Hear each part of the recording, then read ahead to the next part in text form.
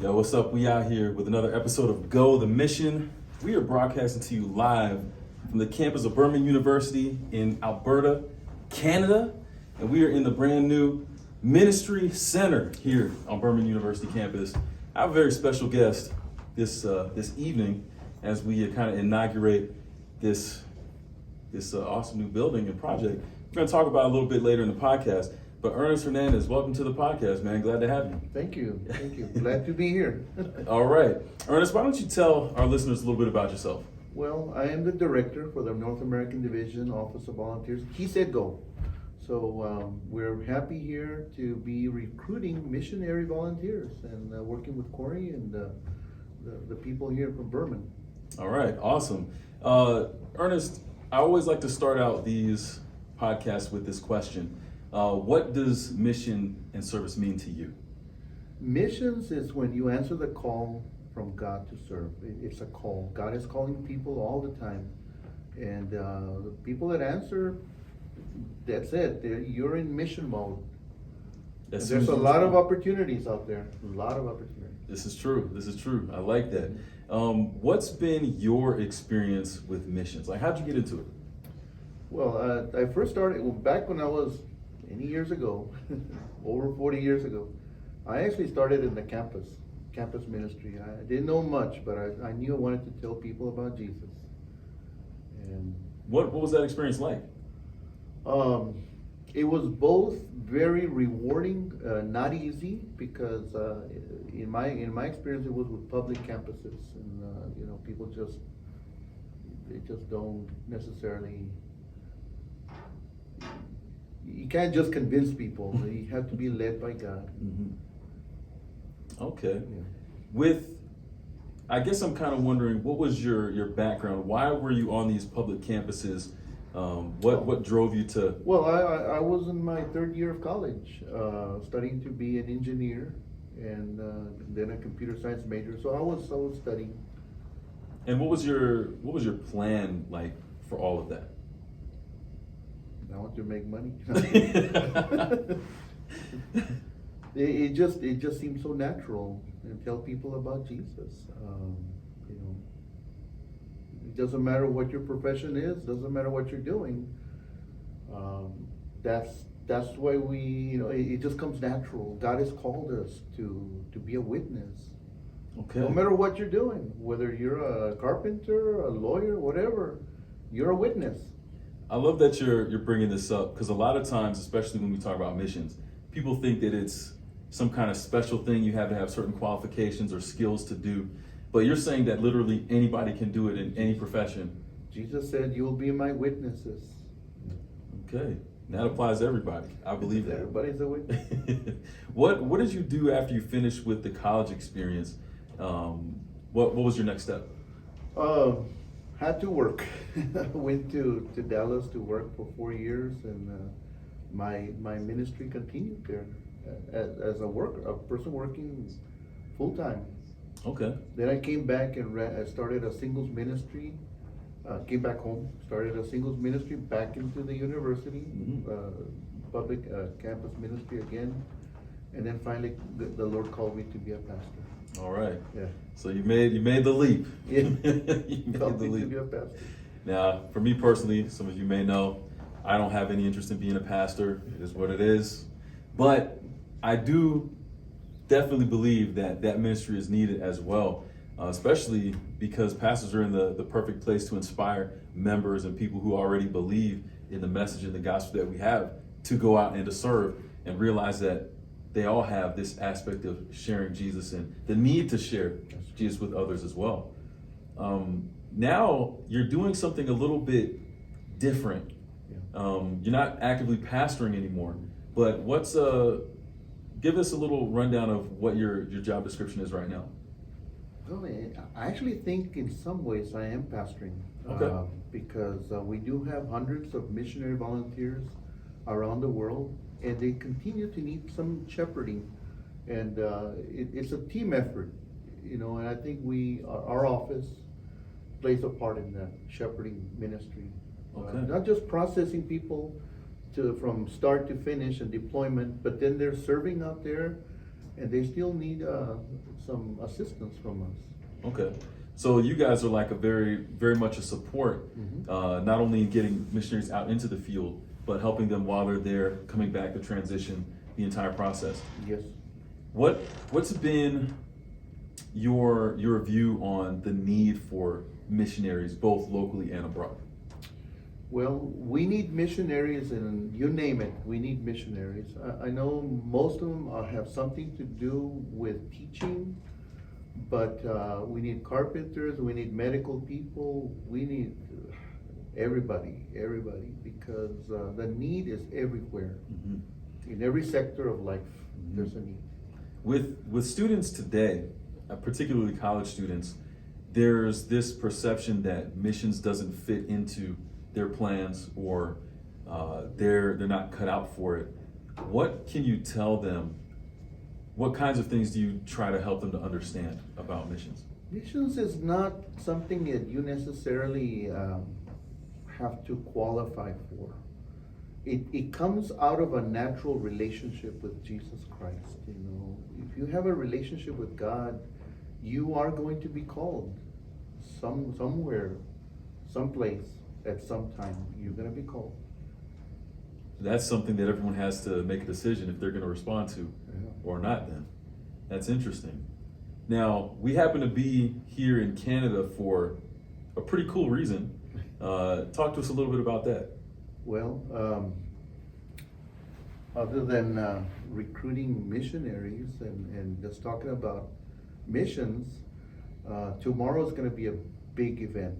A new department is going to be opening up under the leadership of Kevin Kiers, and its purpose is to reach all of Canada. I am so excited about that. Yeah. All of Canada. Now, Burman reaches the campus.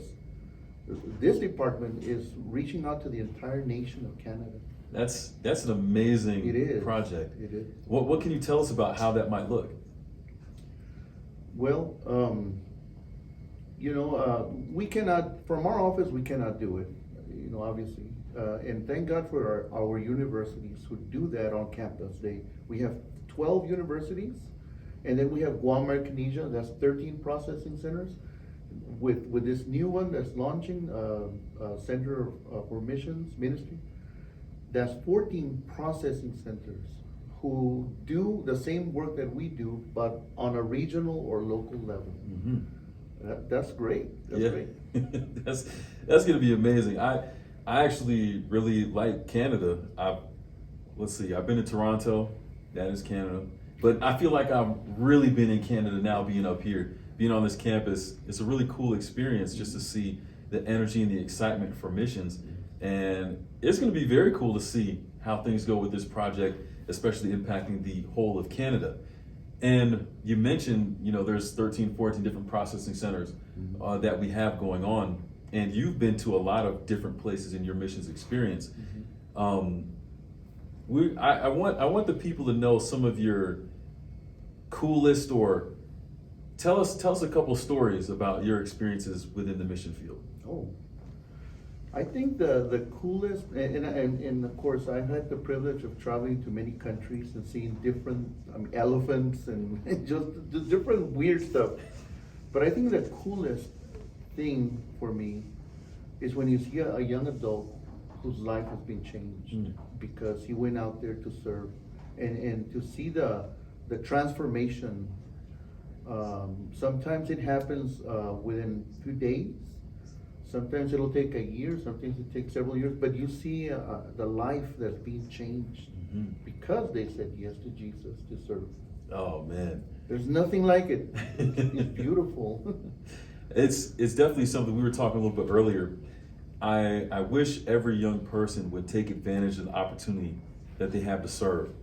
I have become more and more convinced through my own experience and just by talking about it more that the best kind of life that you can live has to be done through the lens of service. There's a lot of different things that we can learn to do. There's a lot of great experiences that we can have. But if we're not doing all of those things for the benefit of other people, we're not really even benefiting ourselves. That's right. So, I don't know, it's interesting, but I think the challenge that we find now is relating to the young people where they are and helping them to see why missions is something that they should overtake. What are your thoughts on that? Can you rephrase that first? Sure. When it comes to the challenges of reaching the young people where they are right now, what have you seen in regard to those challenges? What's kind of worked? Well, this generation is very interesting because they're very much into social justice, and when you see protests or things like that, it's young people. You see them all over the streets, and they're out there protesting or just they want to change the world. And we need to be there with them. We need to be with them and provide the resources that they need to do that. I think that's a very unique quality of this generation. So you're bringing up a really good point, because when it comes to what we see in the world, there is this big drive for young people to want to make a difference. It's interesting that those energies kind of end up focusing on things like social justice, which are good reasons to do that. And yet, I don't know, maybe you can help me understand a little bit better, but it seems like throughout the years, the number of missionaries has actually gone down when it comes to like the spiritual aspect of making an impact. Is my observation on that incorrect, or? I think one of the challenges for us is to retain the attention of young people. I'm not sure if it actually has gone down.